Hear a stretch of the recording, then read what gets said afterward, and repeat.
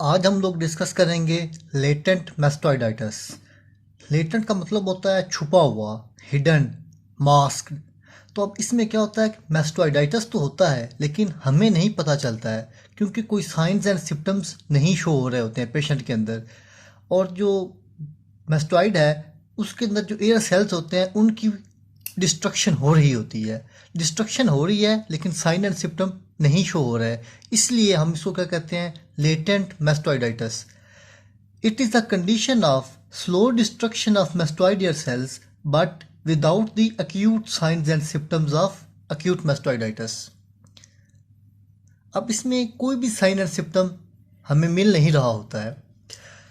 अब no pain, no discharge, no fever, no mastoid swelling, ये जो सारे फीचर्स हैं ये एक्यूट मैस्टोइडाइटिस के अंदर हमें नज़र आते हैं।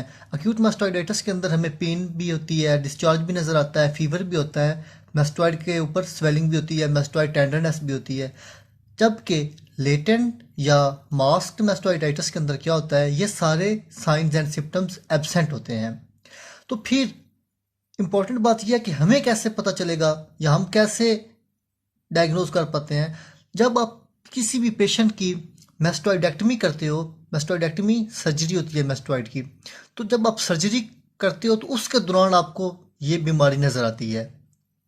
तो क्या होता है, जब आप मैस्टोइडेक्टमी करते हो उस पेशेंट की, तो आपको क्या नज़र आता है कि जो मैस्टोइड एयर सेल्स हैं उनकी डिस्ट्रक्शन हो चुकी है, extensive destruction of mastoid air cells. और क्या नज़र आता है आपको, ग्रेनुलेशन टिश्यू आपको नज़र आता है मैस्टोइड के साथ। Granulation tissue plus gelatinous material filling mastoid.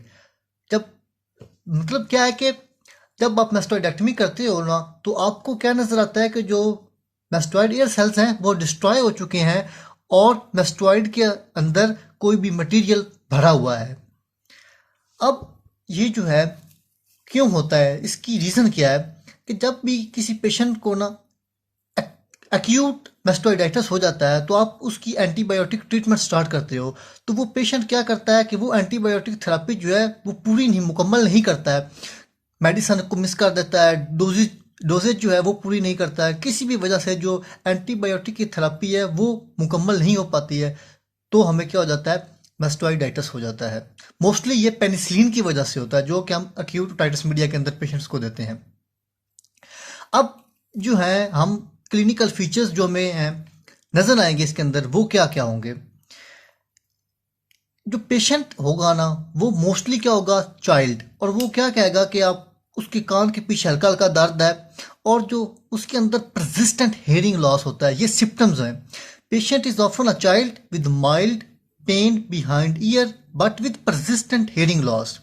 अब हेयरिंग लॉस जो होता है वो कौन सा होता है, कंडक्टिव हेयरिंग लॉस होता है। अब आगे जब आप उसकी टिम्पेनिक मेम्ब्रेन को ऑब्जर्व करोगे तो आपको क्या नज़र आएगा, जो टिम्पेनिक मेम्ब्रेन है वो थिक है और उसके अंदर जो है ट्रांसलुएंसी वो लॉस हो गई है, लॉस ऑफ ट्रांसलुएंसी। जो नॉर्मल टिम्पेनिक मेम्ब्रेन होती है वो ट्रांसलूसेंट होती है, ट्रांसलूसेंट होती है, आप उसके आर पार देख सकते हो, और वो क्या कर रही होती है, मोबाइल होती है नॉर्मल टिम्पेनिक मेम्ब्रेन। जबकि इसके अंदर क्या हो जाता है, टिम्पेनिक मेम्ब्रेन थिक हो जाती है और उसकी जो ट्रांसलूसेंसी होती है वो नहीं रहती है।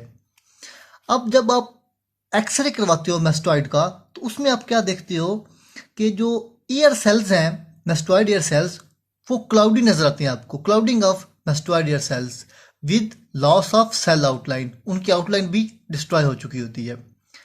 अब ट्रीटमेंट हम डिस्कस करते हैं कि लेटेंट मैस्टोइडाइटिस का ट्रीटमेंट क्या है। तो आपने क्या करना है, इस पेशेंट के अंदर कॉर्टिकल मैस्टोइडेक्टमी करनी है।